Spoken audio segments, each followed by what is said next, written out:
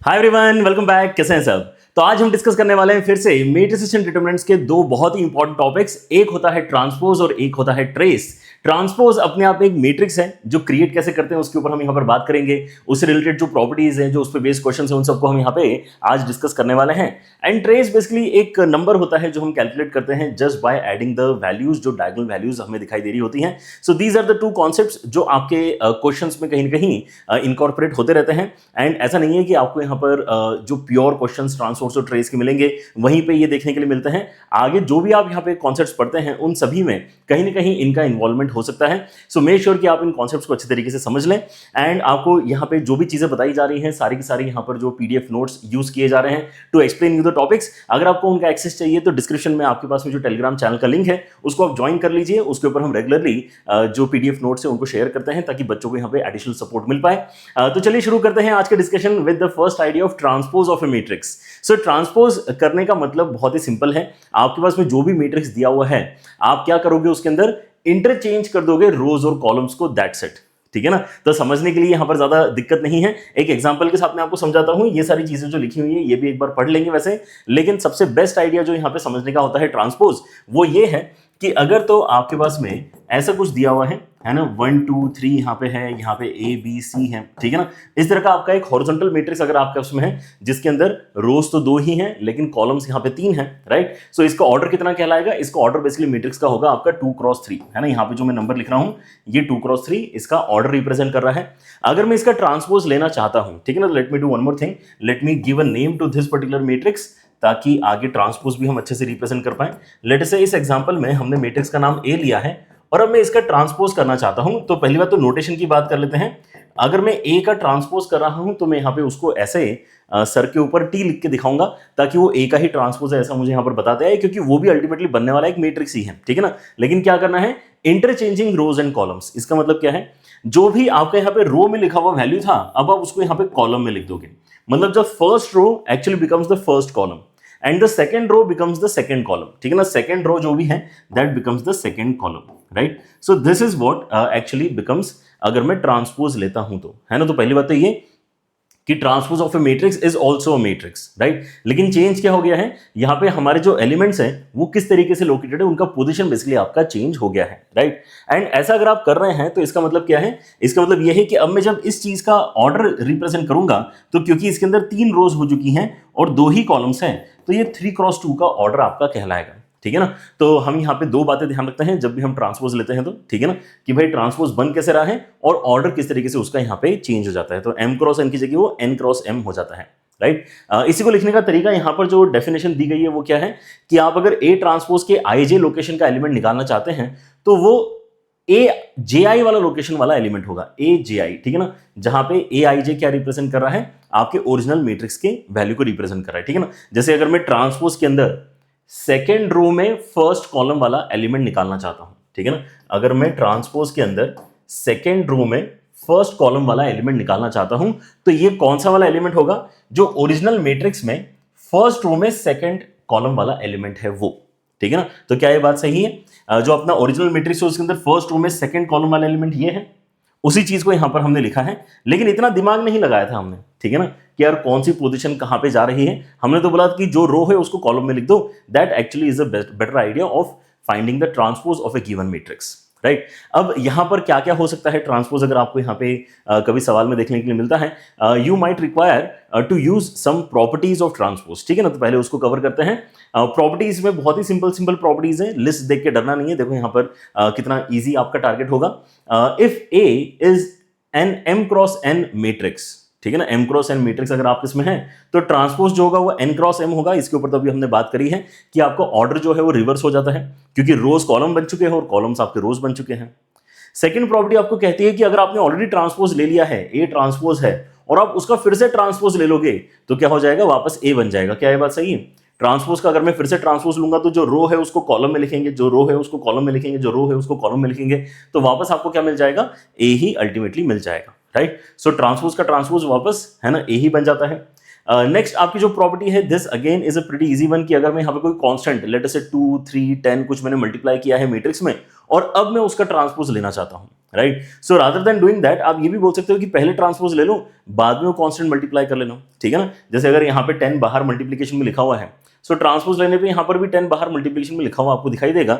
सो आप पहले मल्टीप्लाई कर लो फिर ट्रांसपोज लो, या फिर पहले ट्रांसपोज लेके बाद में मल्टीप्लाई कर लो, टर्म्स तो आपके एग्जैक्टली सेम ही बनने वाले हैं, राइट।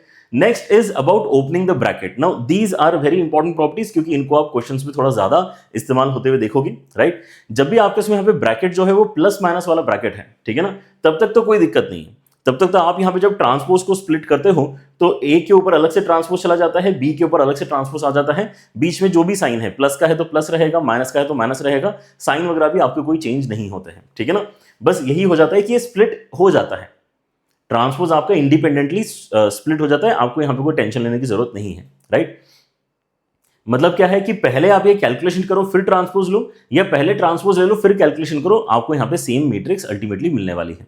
लेकिन जो आखिरी के दो प्रॉपर्टीज हैं इनको यहां पर ध्यान से देखो, इनको हम कहते हैं कि दिस इज रिवर्सल लॉ जो यहां पर अप्लाई हो रहा है, ठीक है ना। And this basically is seen in other topics of matrices as well. आगे चल के हम एडजॉइंट नाम की चीज पढ़ते हैं, इनवर्स नाम की चीज पढ़ते हैं, उसमें भी ब्रैकेट ऐसे ही ओपन होते हैं जहां पे आपको रिवर्सल लॉ लगते हुए नजर आता है, ठीक है ना। व्हाट इज दिस आइडिया, कि अगर तो आप करते हैं क्या, ए इंटू बी, है ना, रादर देन एडिशन सब्ट्रैक्शन आपने मल्टीप्लीकेशन करके रखा है।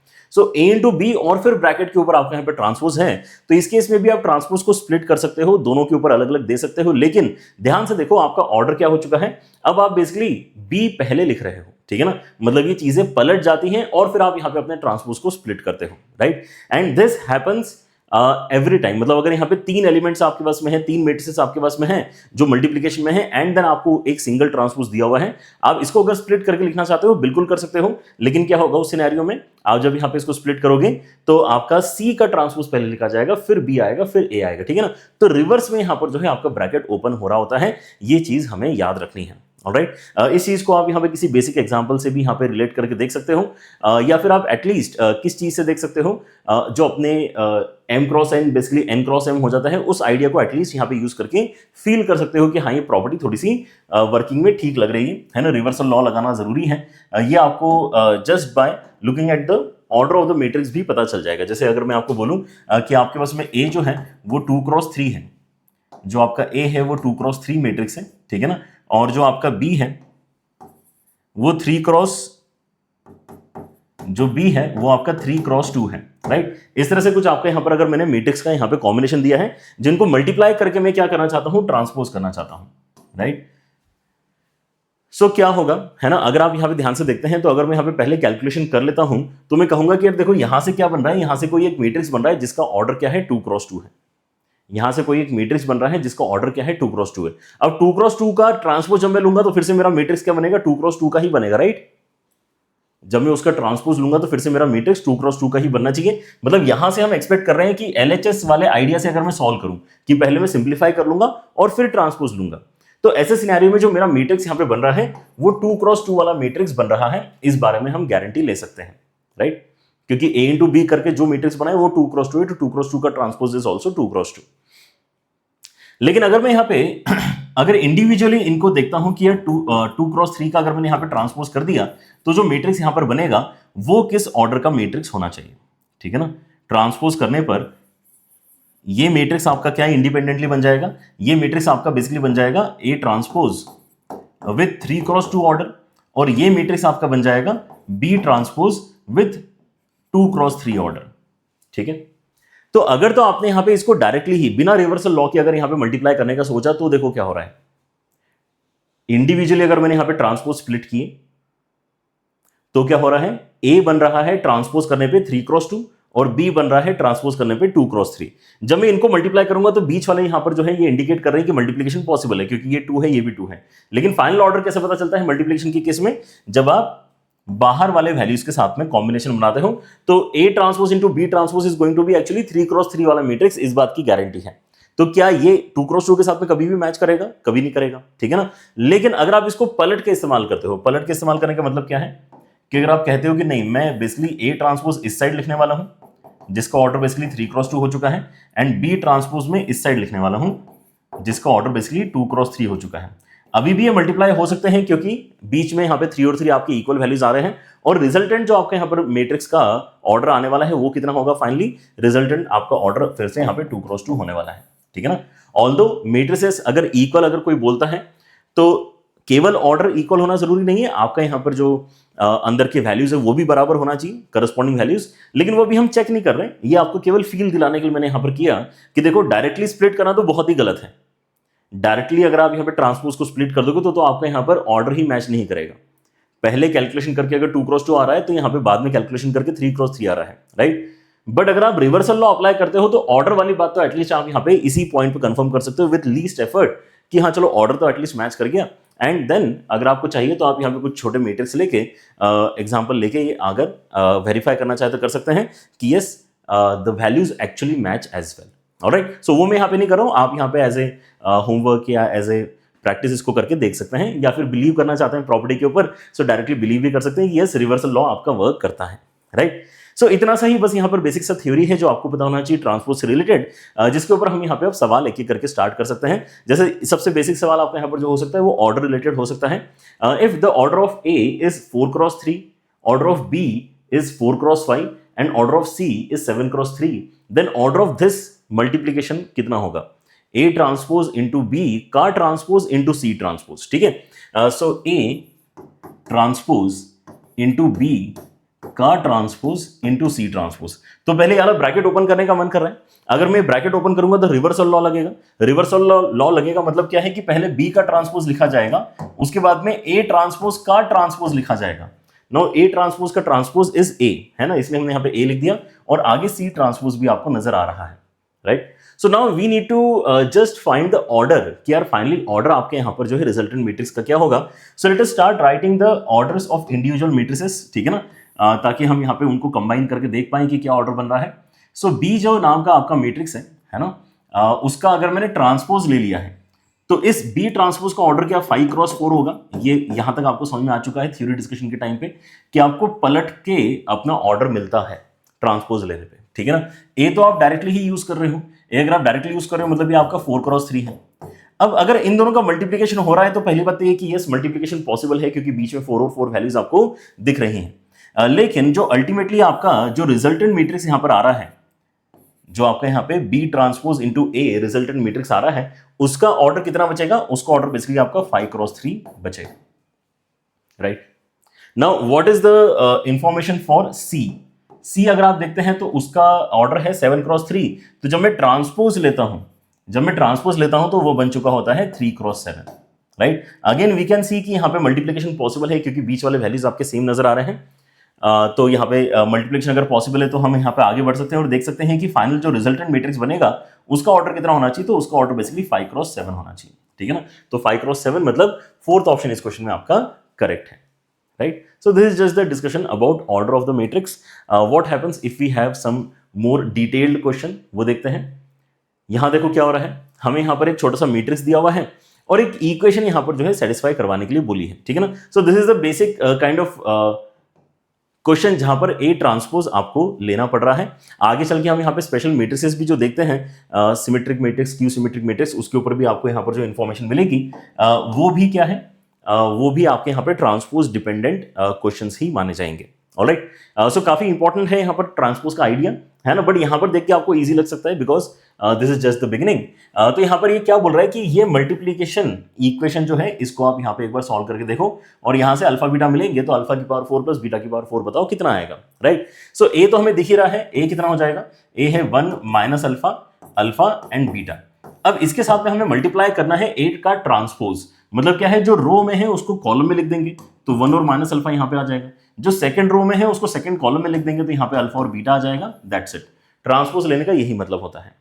तो जब मैं इसको मल्टीप्लाई कर रहा हूं तो ये कह रहा है कि अल्टीमेटली आई बन रहा है, इसका मतलब इस तरह का एक 2 क्रॉस 2 का मैट्रिक्स आपको अल्टीमेटली मिलने वाला है, right. So what if I multiply, start multiplying, तो यहाँ पे दिस इंटू दैट करेंगे तो 1 एंड अल्फा स्क्वायर बनेगा। सो 1 plus alpha square is the first term. Second term अगर हम देखते हैं तो दिस इंटू दैट करके आपको alpha and minus alpha beta मिलेगा। वैसे ही अगर आप थर्ड देखते हैं तो दिस इंटू दैट करके alpha minus alpha beta, once again you get and then the last one that you get is basically alpha square plus beta square, ठीक है ना। So alpha square plus beta square आपको यहाँ पर जो है 1 के बराबर मिल गया है। अच्छा, लेकिन सवाल अल्फा की पावर 4 प्लस बीटा की पावर 4 का है, ठीक है।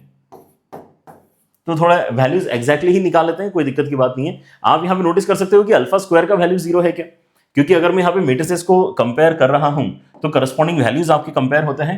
करस्पॉन्डिंग वैल्यू जब आप कंपेयर करने की कोशिश करते हैं तो फर्स्ट वैल्यू जब फर्स्ट वैल्यू के साथ में कंपेयर होगी, फर्स्ट वैल्यू जब फर्स्ट वैल्यू के साथ में कंपेयर होगी तो क्लियरली हम देख पा रहे हैं कि अल्फा स्क्वायर का वैल्यू, तो इसका मतलब 0 आना चाहिए, राइट। अब अल्फा स्क्वायर का वैल्यू अगर 0 आ रहा है, this is a very good equation to solve, I guess, ठीक है ना, क्योंकि यहां से हम देख पा रहे हैं कि अल्फा स्क्वायर अगर 0 है तो इस प्लेस पे 1 बनाने के लिए बीटा स्क्वायर का वैल्यू आपका 1 के बराबर होना चाहिए, ठीक है ना। बस बढ़िया बात है, मतलब अल्फा की पावर 4 भी आपका 0 होगा एंड बीटा की पावर 4 भी आपका 1 होगा।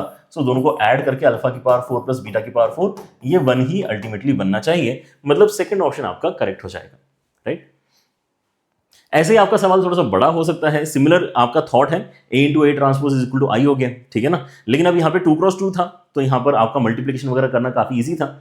यही चीज आपको सिमिलरली पूछी जा सकती है, A into A transpose equal to I, but थोड़ा सा मैट्रिक्स 3x3 का दे दिया, ठीक है ना। So let us try it once again, है ना, यहाँ पर थोड़ा आइडिया और आपका पक्का हो जाएगा। सो A तो आपको दे के ही रखा है, क्या क्या है यहाँ पे, A है, 2p है, R है, उसके बाद में P है, Q है, माइनस R है, and then we have P minus Q and R, right. इसके अंदर मल्टीप्लाई करना है इसी का ट्रांसपोज, इसके अंदर मल्टीप्लाई करना है इसी का ट्रांसपोज, मतलब जो रो है उसको कॉलम बना दो।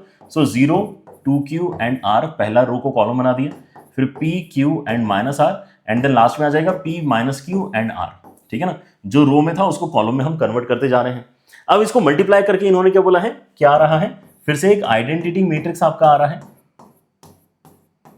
Right. So this is what we need to compare it with, right. So अगर मैं यहाँ पे इसको मल्टीप्लाई करना स्टार्ट करता हूं तो देखो आपके टर्म्स कैसे बन रहे हैं, दिस इंटू दैट अगर मैं करता हूं तो 0 आएगा, उसके साथ में आपको 4pq आएगा, ठीक है ना। और क्या आने वाला है, ओके सॉरी, यहाँ पर मैंने क्या लिख दिया, यहाँ पर ये वैल्यू आपकी q ही है क्या। Let me just check the data once again so that we don't mess up the calculation. हमारे पास में 0 है, ओके हाँ, हमारे पास में 0 है, 2q है, R है, P है, Q है, माइनस R है, P minus Q and R है। वैसे यहाँ पर अगर मैं देखता हूँ तो 0 2q एंड R है, P Q and minus R है, and P minus Q R है। Alright, now let us start multiplication, this into that अगर मैं करता हूँ तो यहाँ पे आपको मिलता है 4q स्क्वायर, उसके साथ में आपको मिल जाएगा कितना, R square. This is the first term.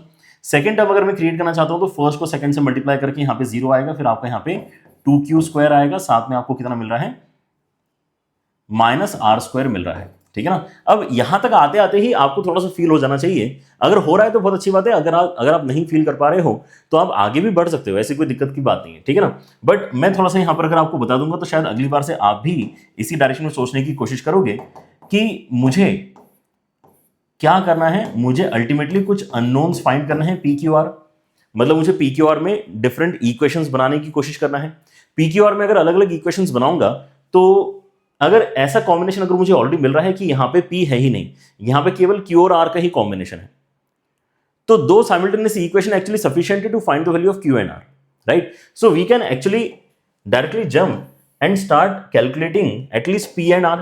P और R अगर आपके दिमाग में यहां पर है कि क्या नंबर्स हैं, तो अब आगे जो एक बचा हुआ यहां पर वैल्यू है उसको भी फाइंड कर पाओगे, ठीक है ना।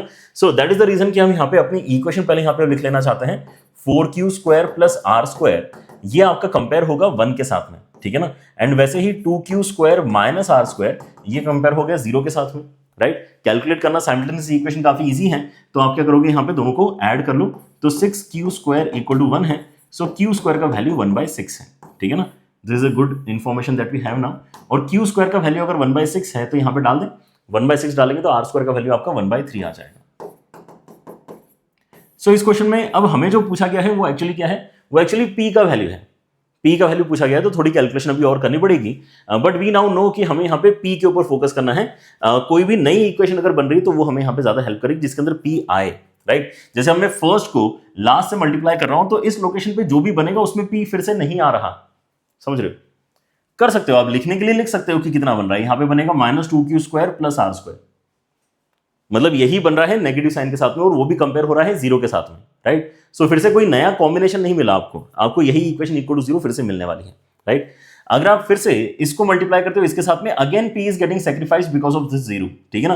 तो मुझे p फाइंड करना है, तो ये इक्वेशन फिर से मेरे किसी काम की नहीं है, right. And when I basically come to the second cross second, तो यहां पर फायदा मिलेगा। सेकंड क्रॉस सेकंड अगर मैं देखता हूं तो यहां पे p square, q square, r square basically आपका बचने वाला है। p square plus q square plus r square बचेगा एंड इसकी वैल्यू 1 के साथ में बेसिकली कंपेयर होगी। And I don't need any further multiplications. ये नोटिस किया आपने? तो पिछले वाले क्वेश्चन में तो क्या था, पिछले वाले क्वेश्चन में हमने यहाँ पे जब इसका सॉल्यूशन देखा तो इसके अंदर थे ही इतने कम कैलकुलेशंस कि हमने ये सारी चीजें सोची नहीं कि हम यहाँ पे सारी चीजें कैलकुलेट करें नहीं करें, राइट। यहाँ पे क्योंकि काफी सारे मल्टीप्लीकेशंस हैं तो हम जितना रिक्वायर्ड है उतना ही मल्टीप्लाई करेंगे तो हमारा समय थोड़ा सा बचेगा। That is the main reason why we are thinking in these directions, ठीक है ना। सो मुझे ऑलरेडी अब यहाँ पर पता है कि यार p square plus q square plus r square ये तो आपका 1 ही होने वाला है। एंड p स्क्वायर और r स्क्वायर अगर मुझे ऑलरेडी पता है तो मैं वैल्यूज यूज करके अपना आंसर ही निकाल लूंगा। So why do I need to multiply anything more than that, ठीक है ना। सो आपका p स्क्वायर जो है उसके साथ में क्या क्या आ रहा है, 1/6 आ रहा है एंड 1/3 आ रहा है, इक्वल टू 1 है। इन दोनों को ऐड करोगे तो कितना हो जाएगा, ये आपका हो जाएगा ऊपर नीचे 2 मल्टीप्लाई कर लो, ये हो जाएगा आपका कितना, अच्छा सॉरी ये 1/2 हो जाएगा। 1/2 उस तरफ जाएगा तो आपका कितना हो जाएगा, p square equal to 1/2। p square equal to 1/2 अगर है तो अगर आप यहाँ पे अंडर रूट लेते हो तो p का वैल्यू आपका कितना आ जाएगा, plus minus 1/√2।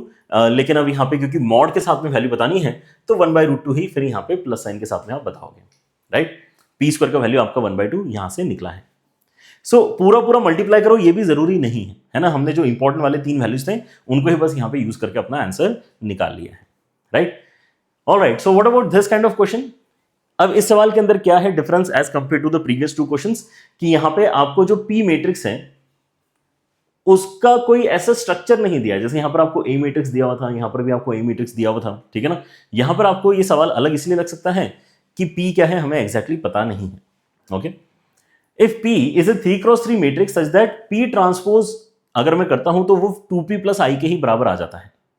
Where I is a 3x3 identity matrix then there exist a column matrix X such that, इनमें से कौन सी इक्वेशन ट्रू हो पाएगी। कोई तो एक कॉलम मैट्रिक्स है ना, जिसके साथ में अगर आप P को मल्टीप्लाई करते हो, है ना, P इंटू X अगर आप करते हो तो यहां से कौन सा वाला RHS के साथ में ये ज्यादा बेहतर तरीके से इक्वेट हो पाएगा, है ना, ये हमें बेसिकली चेक करके बताना है। सो द पॉइंट इज कि हमें यहां पे सोचना पड़ेगा कि यार डेटा है क्या हमारे पास में to start with, right. So there is only one equation to start with, we don't have anything more than that. So P transpose जो है ये आपका 2P प्लस I के बराबर है, ठीक है ना। अब ये चीज देख के कुछ बच्चों को ईजी लग सकता है थॉट, कुछ बच्चों को डिफिकल्ट लग सकता है कि सर इतना ही दिया है अब हम क्या करें। तो ये मतलब आपको डिफिकल्ट लग रहा है, सर कुछ दिया ही नहीं ऐसा लग रहा है, राइट। या कुछ बच्चों को लग सकता है कि अच्छा ठीक है यार बस इतना ही दिया है मतलब यहीं से कुछ ना कुछ करना है मुझे, right. So it entirely depends on your perspective कि यार ये क्वेश्चन आपको इजी लग रहा है कि डिफिकल्ट लग रहा है। आई थिंक इजी लगना चाहिए क्योंकि देखो और कहीं से स्टार्ट करने का तो बनता ही नहीं है। इतना ही इक्वेशन दिया है, इसी को समहाउ मुझे यूज करके कुछ कंक्लूड करना है, राइट। सो अब यहां पे अपार्ट फ्रॉम टेकिंग ट्रांसपोज क्या और भी कुछ आपको समझ में आ रहा है क्या? क्या मैं यहां पे स्क्वायर करना चाहूंगा इस इक्वेशन का, या मैं दोनों साइड p मल्टीप्लाई करना चाहूंगा, है ना, या मैं p इनवर्स मल्टीप्लाई करना चाहूंगा अगर आपको बाय चांस इनवर्स पता है तो, है ना। नहीं, इन सब डायरेक्शंस में आप जाना ही नहीं चाहोगे क्योंकि इस इक्वेशन में कहीं ना कहीं ट्रांसपोज इन्वॉल्व है ना। तो आप ट्रांसपोज के डायरेक्शन में ही सोचते हुए आगे बढ़ना चाहोगे, right. That is the basic idea इस क्वेश्चन का कि हम ऐसा करते हैं दोनों साइड ट्रांसपोज ले लेते हैं। सो अगर मैं लेफ्ट साइड ट्रांसपोज लेता हूं तो P ट्रांसपोज का ट्रांसपोज बनेगा, यहां पे 2P प्लस I का ट्रांसपोज बनेगा, राइट। सो ट्रांसपोज का ट्रांसपोज तो आपको फिर से P ही मिलने वाला है। यहां पे हम बोलते हैं कि यार स्प्लिट हो जाएगा इजीली तो कोई दिक्कत नहीं है, और I का ट्रांसपोज आप करके देखो I ही बनेगा फिर से, ठीक है ना। ये I आपके सामने लिखा हुआ है, ये I है जो अपने आप में कैसा है ना, सिमेट्रिक है। देखो यहाँ 0 यहाँ 0 यहाँ 0 यहाँ 0 यहाँ 0, तो आपके पास में क्या होता है, सिमेट्री होने की वजह से ट्रांसपोज लेने पे आपको फिर से वही मैट्रिक्स मिल जाता है, राइट। रो को कॉलम में लिख के देखो, रो को कॉलम में लिख लिया, रो को कॉलम में लिख लिया, रो को कॉलम में लिख लिया, तो ये चीज इसी के बराबर आ गई, राइट। तो ये चीज यहां पर हम बेसिकली यूज कर सकते हैं कि I का ट्रांसपोज वापस हम I ही लिख सकते हैं, राइट।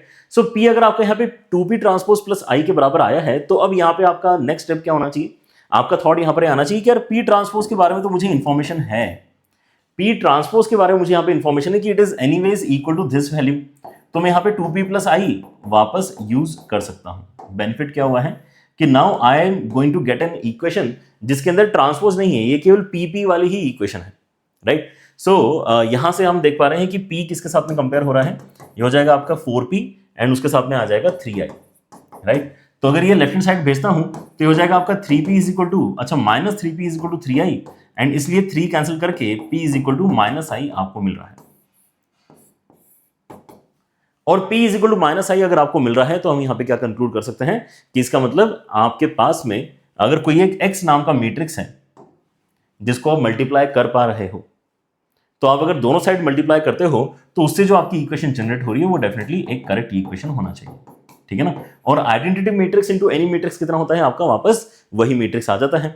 मतलब ये आप डायरेक्टली क्या बोल सकते हो, बन चुका है px equal to minus X, right. So this also is a very बढ़िया काइंड ऑफ सवाल जहां पे आपको एक ही इक्वेशन को वापस यूज करने की कोशिश करना है। अब ये वाला काम आपने पहले करके रखा है लेकिन हायर पावर्स के लिए किया हुआ है, ठीक है ना, जहां पे हम p square is equal to 2p plus I अगर यहां पे दिया हुआ होता, p square is equal to 2p plus I दिया हुआ होता, तो आप यहां से p क्यूब निकालते हो, p की पावर 4 निकालते हो, p की पावर 6 निकालते हो, इस तरह के क्वेश्चंस आपने किए हैं। तो उसी से इंस्पिरेशन लेके आपको यहां पर क्या करना है, स्क्वायर करने की जगह ट्रांसपोज करना है, राइट। चलिए, तो आपके यहां पर ये सवाल है जो फिर से आपका ट्रांसपोज बेस्ड क्वेश्चन था। And now let us come to the second topic of today's video which is basically trace of a matrix. जितना इजी आपको ट्रांसपोज लगा है उससे भी ज्यादा इजी आपको ट्रेस लगना चाहिए। ट्रेस बेसिकली क्या रिप्रेजेंट करता है, it is nothing but sum of the diagonal elements of the matrix, ठीक है ना। अच्छा, अब यहाँ पे आपके इसमें जो मैट्रिक्स होना चाहिए वो कैसा होना चाहिए, स्क्वायर मैट्रिक्स होना चाहिए, तभी हम यहाँ पे अपने ट्रेस की बात करते हैं, ऑलराइट। ट्रांसपोज लेकिन हमने यहाँ पर देखा, हमारा जो सबसे पहला एग्जांपल था ट्रांसपोज का वो भी यहाँ पे हॉरिजॉन्टल मैट्रिक्स था, राइट। सो ट्रांसपोज में ऐसा कोई रिस्ट्रिक्शन नहीं है, लेकिन ट्रेस निकालते समय हम यहाँ पे डायगोनल को क्योंकि अच्छी तरीके से आइडेंटिफाई करना चाह रहे होते हैं, उनके ही एलिमेंट्स का हम यहाँ पे सम करना है। सो वी से कि हम यहाँ पे क्या करेंगे, हम यहाँ पे स्क्वायर मैट्रिक्स के लिए ये चीज डिफाइन करेंगे, ऑलराइट। ऑलराइट, सो आपके यहाँ पे डायगोनल के जो वैल्यूज नजर आते हैं उनके अगर आप यहाँ पे सब्सक्रिप्ट की बात करें तो 1 1 2 2 3 3 इस टाइप से आपके यहाँ पर वैल्यूज बनते हैं डायगोनल के ऊपर, तो उनका ही सम कर दोगे तो यही आपका ट्रेस बनता है, ठीक है ना। लेकिन ये सारी चीजें इतनी देखने की जरूरत नहीं है, आप तो यहाँ पे सिंपल यही सोचो कि आपका जो ट्रेस है ना, वो क्या है, डायगोनल एलिमेंट्स का सम है, ऑलराइट। सो अगर इतना आपको पता चल जाता है तो हम यहाँ पे कुछ बेसिक प्रॉपर्टीज फिर से देखते हैं। हर बार हम यही कर रहे हैं, टॉपिक के साथ में जो अटैच प्रॉपर्टीज है उनको पहले यहाँ पे दिमाग में रखेंगे अच्छे तरीके से, ताकि क्वेश्चन सॉल्व कर समय हमें दिक्कत ना हो, राइट। सो कुछ प्रॉपर्टीज हैं जो आपकी बहुत ही बेसिक आइडियाज वाली प्रॉपर्टीज हैं कि अगर मैं यहाँ पे कोई कांस्टेंट ए के साथ में मल्टीप्लाई कर रहा हूं और फिर उस नए मैट्रिक्स का ट्रेस निकाल रहा हूं, तो आप ये नोटिस करोगे कि यार बेटर होता कि आप पहले ट्रेस ही निकाल लेते, बाद में वो कांस्टेंट मल्टीप्लाई कर लेते, राइट। सेम आंसर आएगा। मतलब इन द सेंस आप यहां पर ये कह सकते हो कि ट्रेस के अंदर से इस तरह से कांस्टेंट जंप करके बाहर आ सकता है। यूटिलाइजेशन पॉइंट ऑफ व्यू से ये नजरिया आपका ज्यादा आपके लिए हेल्पफुल रहेगा, ठीक है ना। नेक्स्ट, अगर आपके पास में यहाँ पे इस तरह का कोई कॉम्बिनेशन है कि आपको यहाँ पे दो मैट्रिसेस जो है ऐड करके दी गई हैं और फिर उनका ट्रेस निकालना है, तो आप उनका अलग अलग ट्रेस भी निकाल सकते हो। एंड ऑब्वियसली फिर यहाँ पे जो P है उसको भी बाहर हमने जंप करा लिया एंड Q को भी हमने बाहर जंप करा लिया है। ऐसे अलग अलग भी अगर आप ट्रेस का कैलकुलेशन करते हो तो यहाँ पे आपको सेम आंसर मिलता है, तो दिक्कत की बात नहीं। इफ दिस सूट्स यू आप ये कर लो, अगर आपको ये सूटेबल लगता है तो आप ये कर लो, right. And then this works for multiplication as well, which is a very interesting thing to notice कि a इंटू बी का जो ट्रेस होगा और b इंटू ए का जो ट्रेस होगा वो हमेशा बराबर होगा, प्रोवाइडेड ए बी और बी ए दोनों एग्जिस्ट करते हैं, ठीक है ना। मतलब कैसे हो सकता है, अगर आपका यहाँ पे ए बी और बी अगर दोनों एग्जिस्ट कर रहे हैं तो there could be a scenario कि आप यहाँ पे 2x3 ए ले रहे हो और बी ले रहे हो आप यहाँ पे 3x2, ठीक है ना। सो दोनों को मल्टीप्लाई करेंगे तो 2x2 बनेगा, 2x2 आपके यहाँ पे स्क्वायर मैट्रिक्स है, उसका ट्रेस डिफाइंड है, ठीक है ना। सो ये चीज जो भी वैल्यू जनरेट कर रही है ट्रेस की, ठीक है ना, एंड इनको पलट के अगर आप यहाँ पे इस्तेमाल करते हो तो B आपका है 3x2, A आपका है 2x3। यहां से जो आपका मैट्रिक्स आएगा भले ही उसका ऑर्डर अलग बनेगा, देखो AB का ऑर्डर बनेगा आपका 2x2, BA का ऑर्डर बनेगा 3x3, मतलब ये दोनों मैट्रिसेस इक्वल फॉर श्योर नहीं है, क्योंकि अगर मैट्रिसेस कम्यूटेटिव हैं, मैट्रिसेस अगर कम्यूट कर पा रही हैं तो फिर वो तो बहुत ही सिंपल सिनेरियो है। उस केस में तो ऑब्वियसली आपका ए बी और बी ही बराबर है, सो ए बी और बी अगर बराबर है तो उनका ट्रेस भी बराबर होगा। तो ऐसे भी सिनेरियोज एग्जिस्ट करते हैं, लेकिन ये प्रॉपर्टी इंटरेस्टिंग क्यों है कि हर बार अगर ऐसा नहीं भी हो रहा है, अगर ए बी और बी बराबर नहीं भी आ रहे हैं तो भी उनके ट्रेस के वैल्यूज तो हमेशा बराबर आएंगे। जैसे कि इस एग्जांपल में जो आपको यहाँ पे बताना चाह रहा हूं क्या है कि ऊपर वाले मैट्रिक्स को जब आप यहाँ पे सिंप्लीफाई करते हो तो यहां से जो आपके इसमें सी मैट्रिक्स आ रहा है वो तो 2x2 का आ रहा है, यहां से जो आपका डी मैट्रिक्स आ रहा है वो तो 3x3 का आ रहा है, लेकिन फर्क नहीं पड़ता क्योंकि अल्टीमेटली आपने ए और बी के मल्टीप्लीकेशन से ही ये नए मैट्रिसेस जनरेट किए हैं। दैट्स वाई सी का ट्रेस और डी का ट्रेस सेम आएगा, ठीक है ना। सी का ट्रेस और डी का ट्रेस आपका सेम आएगा, तो इस चीज को हम यहाँ पे यूज एक्चुअली कर सकते हैं, ट्रेस के अंदर हम यहाँ पे अगर चाहो तो आप इनको आगे पीछे कर सकते हो, फर्क नहीं पड़ता ट्रेस की वैल्यू को। ऑलराइट, सो तीन ही यहाँ पर बेसिक सी प्रॉपर्टीज हैं, इनके ऊपर हम यहाँ पे कुछ बेसिक सवाल करके देखते हैं जहाँ पे इन प्रॉपर्टीज को अप्लाई करने का मौका आपको मिलेगा। Right, so one of the questions can be like this, आपको बड़े बड़े यहाँ पर जो मैट्रिसेस दिए गए हैं, ए दिया है, बी दिया है, और आपको अल्टीमेटली यहाँ पर पूछा है what is the trace of A - 2B matrix. So अगर तो आप यहाँ पे इन प्रॉपर्टीज को यूज ना करो तो आपको क्या करना पड़ेगा, इसको डबल करके सब्ट्रैक्ट करना पड़ेगा। डबल करके सब्ट्रैक्ट करके जो आपका यहाँ पे डायगोनल बन रहा है उसके एलिमेंट्स का सम आपको बताना पड़ेगा।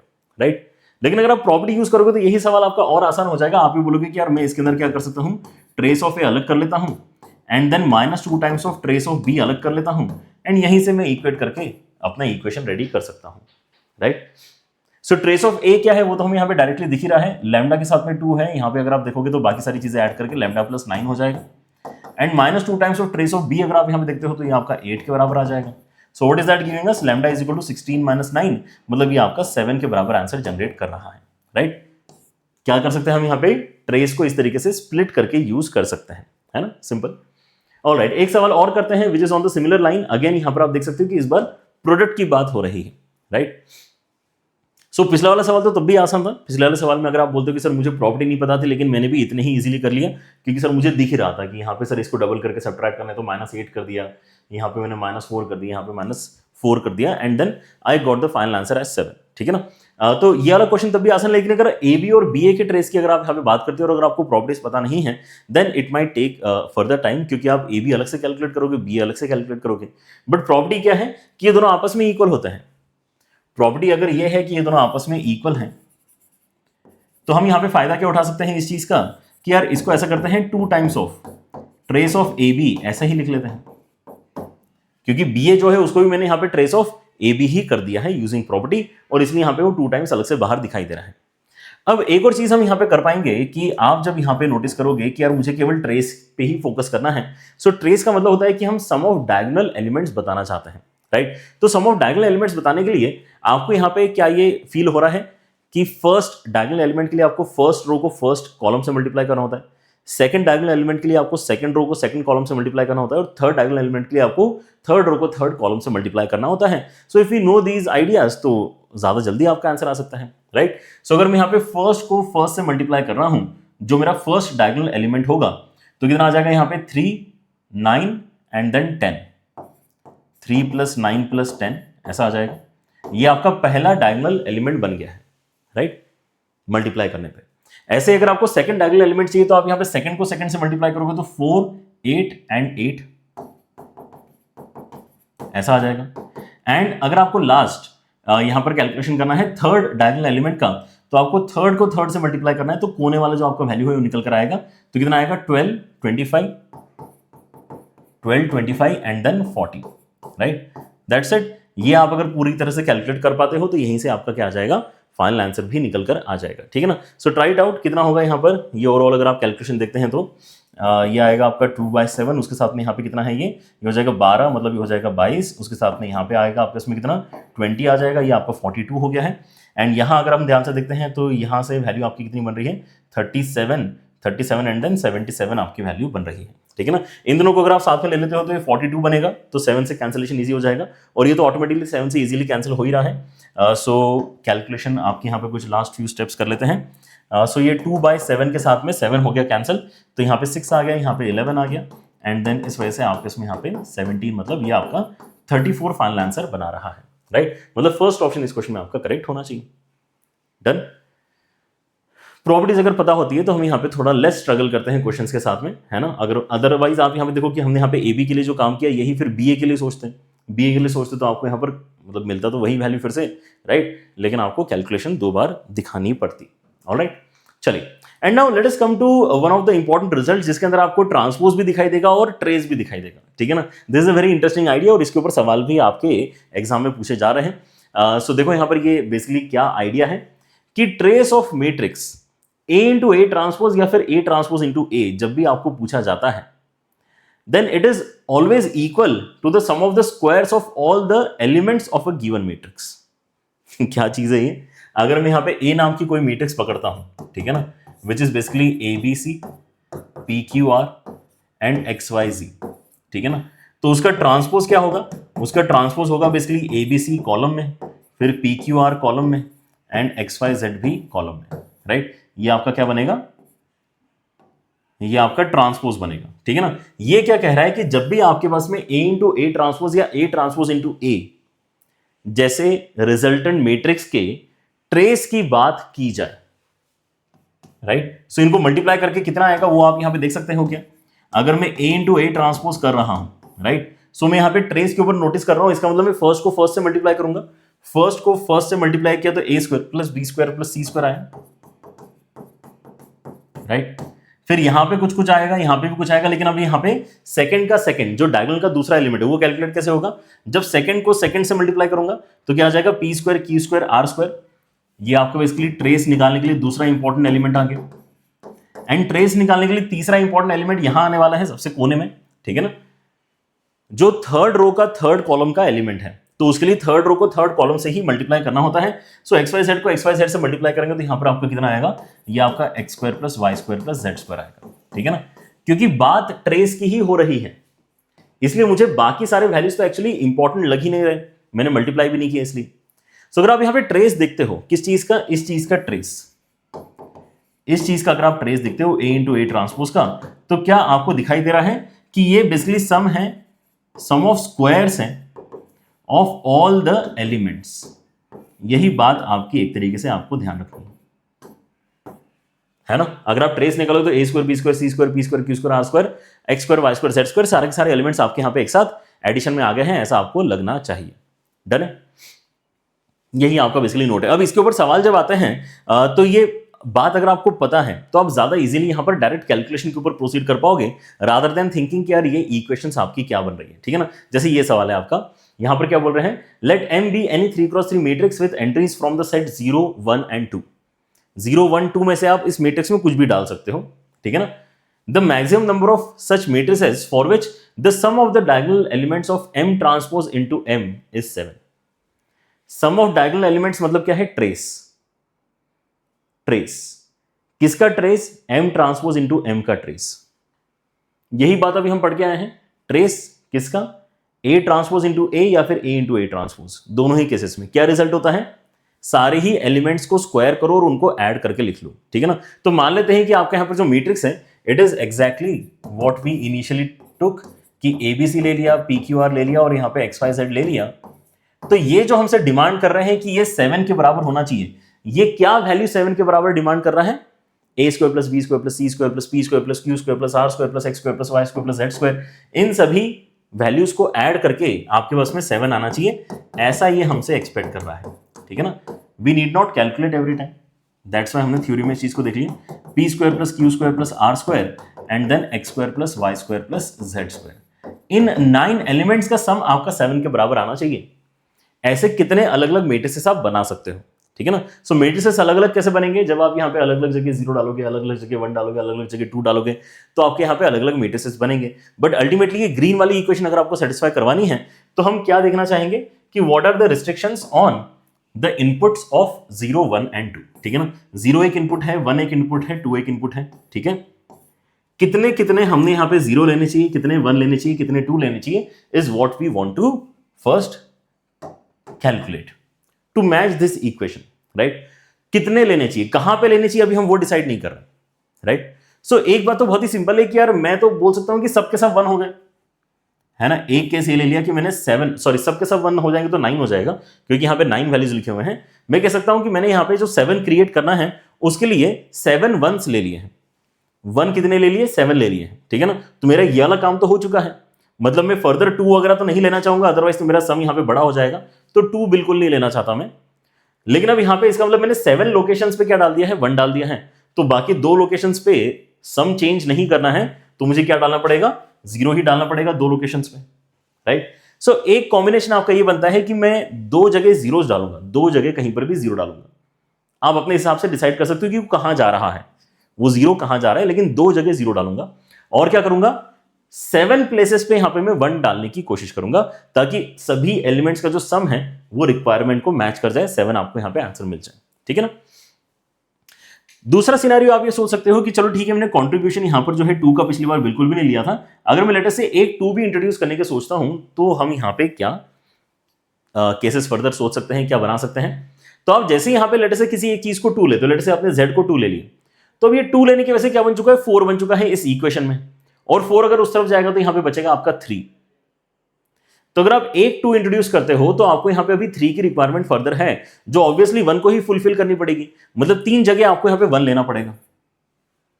और अगर आप यहां पे देखते हो तो आपने यहां पे लेटर से यहां पे आपने 2 डाल दिया, यहां पे इन 3 लोकेशंस में आपने 1 डाल दिया, तो अभी भी क्या है 1 2 3 4 5 लोकेशंस अभी आपकी बची हुई हैं, जहां पे आपको 0 ही डालना पड़ेगा क्योंकि आप फर्दर सम को चेंज नहीं करना चाहते हैं, ठीक है ना। So that is how we decide कि हमें कितने जीरोस कितने वंस चाहिए। And then can you take any additional quantity of twos, क्या आप यहां पे 2 टूज लेना चाहोगे क्या आप 2 टूज लेना चाहोगे? बिल्कुल नहीं, क्योंकि 2 टू अगर आपने ले लिए तो एक 2 बना रहा है 4, दूसरा 2 भी बना देगा 4, तो 4 4 तो आपके यहां पे 8 हो गया, तो ये तो -1 हो जाएगा, सारे स्क्वायर्स का सम -1 नहीं हो सकता, राइट। तो इसलिए आपके इसमें 2 ही केसेस आने वाले हैं, ये यहां से क्लियर हो जाता है, ठीक है ना। ये जो आपके उसमें आए हैं ये केसेस हैं कि हम कैसे कैसे यहां पे ये सिचुएशन मैनेज कर सकते हैं। So this is case 1 and this is case 2। Now we can calculate the values definitely, है ना। केस 1 केस 2 को देखते हुए, केस 1 को देखते हुए अगर मैं यहां पे अपनी वैल्यू कैलकुलेट करना चाहता हूं तो मैं क्या कहता हूं कि अच्छा ये 9 एलिमेंट्स हैं, 2 जीरोस और 7 वंस, जिनको मुझे अरेंज करना है 9 प्लेसेस पे। सो 9 प्लेसेस पे अरेंज करना है, मतलब 9 फैक्टोरियल वेज में अरेंज होना चाहिए था, लेकिन उनमें से 2 जीरोस एक जैसे हैं और 7 वंस एक जैसे हैं, दैट्स व्हाई द डिवीजन। ये पीएनसी का आइडिया आपका डेफिनेटली है, जिसको आपको यहां पे समझना पड़ेगा, है ना। पीएनसी आपको थोड़ा पता होना चाहिए to right this condition directly, अगर नहीं पता है तो पीएनसी थोड़ा सा आपको रिवाइज डेफिनेटली करना चाहिए, ठीक है ना। कि 9 प्लेसेस पे मैं कैसे यहां पे 9 एलिमेंट्स को अरेंज करता हूं, तो 9 फैक्टोरियल वेज में अरेंज करता हूं, लेकिन कभी भी अगर सिमिलैरिटी है, अगर सिमिलर एलिमेंट्स आ रहे हैं तो उतने फैक्टोरियल से डिवाइड भी करना पड़ता है, राइट। तो ये क्या हो जाएगा आपका 9 इंटू 8 इंटू 7 फैक्टोरियल, जो ऊपर नीचे से कैंसिल हो रहा है, 7 फैक्टोरियल कैंसिल करके आप इसमें यहां पे फाइनली 36 इस फर्स्ट केस का आंसर बनता है। ऐसे अगर आप केस 2 की बात करते हैं तो केस 2 में हम क्या कह रहे हैं कि हमारे पास में टोटल ये 9 एलिमेंट्स है, ऑब्वियसली 9 एलिमेंट्स ही हमारे पास में, लेकिन 5 एक जैसे हैं और 3 एक जैसे हैं, राइट। सो क्या होगा, 9 एलिमेंट्स को अरेंज करने के लिए 9 फैक्टर, लेकिन 5 एक जैसे हैं और 3 एक जैसे हैं की वजह से ये आपको डिवीजन दिखाई देगा। सो 5 फैक्टोरियल कैंसिल करने के लिए 9 इंटू 8 इंटू 7 इंटू 6, 5 फैक्टोरियल ऊपर नीचे से कैंसिल हो गया, एंड 3 फैक्टोरियल इज एक्चुअली 6, तो आपस में ये भी आपके कैंसिल हो जाएंगे, ठीक है ना। तो कितना बचेगा आपके इसमें यहाँ पे 72 इंटू 7, और ये कितना हो जाएगा आपका 4, एंड ये हो जाएगा 504 एंड देन 36, इन दोनों को अगर आप ऐड करते हो तो यही आपका फाइनल आंसर बनना चाहिए। कितना हो जाएगा यहाँ पर 40, है ना, 540 यस, है ना, 540 इस क्वेश्चन का फाइनल आंसर आना चाहिए। सो ये आपके थोड़े से मैट्रिक्स काउंटिंग वाले कैटेगरी के क्वेश्चंस हैं, जहां पे थोड़ा सा ट्रांसपोज का आइडिया और ट्रेस का आइडिया इस्तेमाल किया जाता है। सो knowing the concepts obviously is important, है ना। मिक्स टॉपिक का सवाल है तो थोड़ा सा पीएनसी भी आपको लेकिन पता होना चाहिए। और एक सवाल करते हैं क्योंकि काफी इंटरेस्टिंग मुझे लगता है कि एक सवाल से यहाँ पर जो है एकदम से, है ना, संतुष्टि नहीं मिलती है। एक सवाल और करते हैं टू गेट दैट फीलिंग कि हाँ चलो अब हमने यहाँ पर इस चीज़ को अच्छे से समझ लिया है, एंड आप जाके फर्दर यहाँ पे प्रैक्टिस जब करोगे पीवाईक्यूज अगर देखते हो तो आप पीवाईक्यूज के अंदर भी इस तरह के काफी सारे सवाल नोटिस कर पाओगे, ठीक है ना। Total number of 3x3 matrices A having entries from the set 0 1 2 3, अब इस बार क्या है 3 भी इंट्रोड्यूस हो गया, such that the sum of all the diagonal elements of AA transpose is 9। इस बार नंबर भी बड़ा हो गया है, तो चांसेस कि हम यहां पे ज्यादा केसेस बनाएंगे इसके बढ़ गए हैं, ठीक है ना।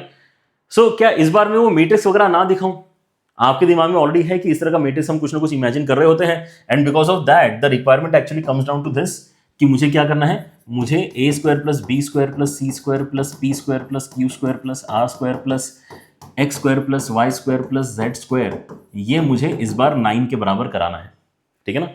वेयर आई अज्यूम कि आपने ये समझ लिया है कि हमारे मैट्रिसेस जो हैं उसके elements ABC PQR and XYZ हैं। अगर आप लिखना चाहो तो लिख लो वैसे, ठीक है ना, कोई ऐसी दिक्कत नहीं है। I am assuming a matrix A which is this, ठीक है ना।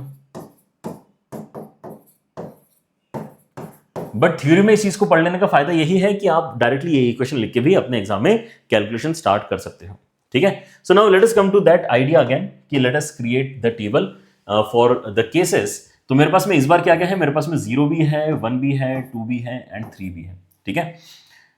सो कितने केसेस हम यहां पे बना सकते हैं, लेट अस सी। सबसे पहला जो केस हम यहां पे सोचेंगे वो ये है कि क्या मैं केवल 1 का इस्तेमाल करके पूरी कंडीशन मैच कर सकता हूं क्या? तो हाँ कर सकते हैं, क्योंकि हमारे पास में 9 एलिमेंट्स है। सबको अगर मैं 1 बना दूं, सबको ही अगर मैंने 1 बना दी, 9 वंस मैंने यहां पे जो है यूज कर लिए, तो ऑब्वियसली एलिमेंट्स का सम भी यहां पर आपका, सॉरी, एलिमेंट्स के स्क्वायर्स का सम भी आपका 9 के बराबर ही होने वाला है। मतलब बाकी मैंने कुछ यहां पे लिया ही नहीं है। This definitely is a valid scenario, मुझे इसमें कोई दिक्कत नहीं दिखाई देती। अगर मैंने एक 2 इंट्रोड्यूस करने का सोचा तो क्या होगा? एक 2 अगर मैंने इंट्रोड्यूस करने का सोचा तो यहां पे ये 2 क्या बन जाएगा? 4 बन जाएगा, ठीक है ना, स्क्वायर होके। 4 अगर बन गया है तो उस तरफ जाके आपको यहां पे 5 दिखाई देगा। मतलब बचे हुए एलिमेंट्स से आपको 5 क्रिएट करना है, ठीक है ना। तो मैं यहां पे 5 वंस इंट्रोड्यूस कर देता हूं। 5 वंस अगर मैं इंट्रोड्यूस कर दूंगा तो हमारा काम हो जाना चाहिए, राइट। मतलब अभी मैंने क्या नहीं किया है, 3 की मदद से कोई मैग्नीट्यूड में ग्रोथ नहीं दिखाई है एलएचएस में, ठीक है ना। 3 अभी हम काफी एंड में इंट्रोड्यूस करेंगे, क्योंकि एक 3 डालने से ही 9 बन चुका होगा, तो बाकी सबको 0 लेना पड़ेगा। लेकिन अभी इस स्टेज में आप देख सकते हो कि मैंने यहाँ पे 9 एलिमेंट्स कंप्लीट नहीं किए हैं, बट अब मुझे मैग्नीट्यूड चेंज नहीं करना है। इसका मतलब जितने भी बच गए हैं एलिमेंट्स उन सबको 0 बोलना पड़ेगा। तो ये कितने हैं आपके पास? 6 हो चुके हैं। सो टोटल 9 एलिमेंट्स होने की वजह से 3 एलिमेंट्स को आपको 0 बोलना चाहिए, ठीक है। अगर मैं 2 जीरोस ले लेता, सॉरी 2 2s अगर मैं ले लेता हूं तो क्या होगा? अगर मैंने इसको भी 2 ले लिया, इसको भी 2 ले लिया, ठीक है ना, तो ये 4 4 बन के 8, उस तरफ जाके 1 बचेगा। मतलब मुझे बाकी सबका सम करके 1 ही चाहिए। मतलब किसी एक वैल्यू को मैं क्या करना चाहूंगा? 1 करना चाहूंगा, राइट। और अगर ऐसा हो गया है तो मैंने यहां पे ऑब्वियसली मैग्नीट्यूड सारा मैच कर लिया है इक्वेशन में, तो इसको फर्दर यूज नहीं कर पाऊंगा। अदरवाइज आपका क्या हो जाएगा यहां पे डायरेक्टली प्रॉब्लम की आपका यहां पर सम है ना बड़ा हो जाएगा 9 से, राइट। और यहां पे मैंने 3 वैल्यूज का ही इस्तेमाल किया है। मतलब क्या करना चाहेंगे हम? 6 वैल्यूज और इंट्रोड्यूस करना चाहेंगे जिनका मैग्नीट्यूड 0 है, ठीक है ना, ताकि वो क्या नहीं करेंगे, यहाँ पे सम को डिस्टर्ब नहीं करेंगे, right. But I can see one more data, है ना, जो यहाँ पे पॉसिबल है। आप लोग भी यहाँ पर देखो, एक तो ये देखो कि आप यहाँ पे क्या 3 2s लेना चाहोगे क्या?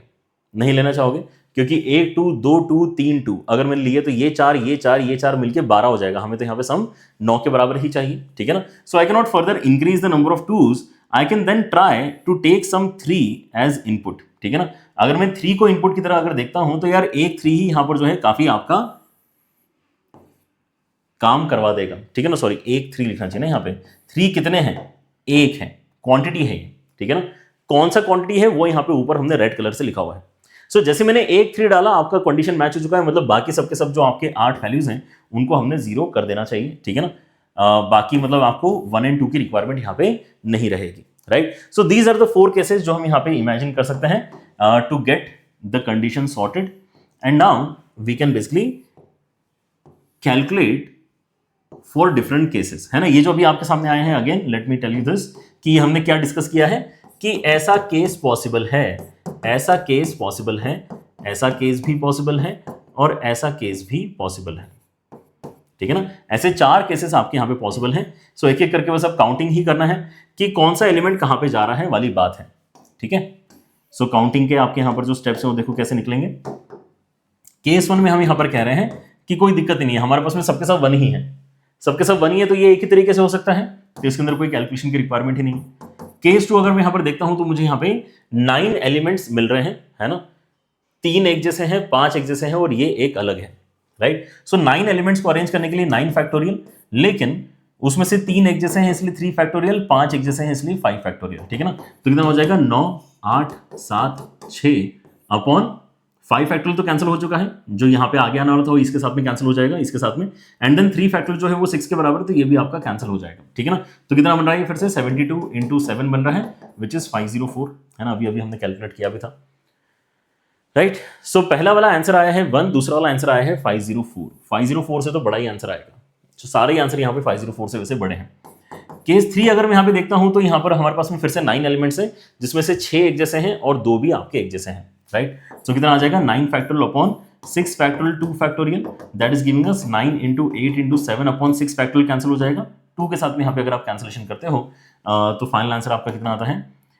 36 इंटू 7, ठीक है ना। ये भी कैलकुलेट करके देख लो कितना आपका यहाँ पर बेसिकली बनने वाला है। एंड केस 4 आपका फिर से यहाँ पे काफी आसान है। केस 4 के अंदर हम क्या कह रहे हैं कि आपके 8 वैल्यूज एक जैसे हैं और एक वैल्यू अलग है, ठीक है ना। सो ये 9 फैक्टोरियल अपॉन कितना आ जाएगा? 8 factorial, which is basically equal to 9, ठीक है ना। तो यहाँ पे क्या आ रहा है आपका? 2 आ रहा है, एंड देन कितना आ रहा है आपको उसमें? 21 एंड देन 25। इन सब चीज़ों को एक बार जो है हम ऐड कर लेते हैं एंड फाइनली फिर हम यहाँ पे अपना आंसर बता पाएंगे। ठीक है, चलिए आप लोग भी एक बार कैलकुलेशन कर लो and let me also do the calculation with you guys.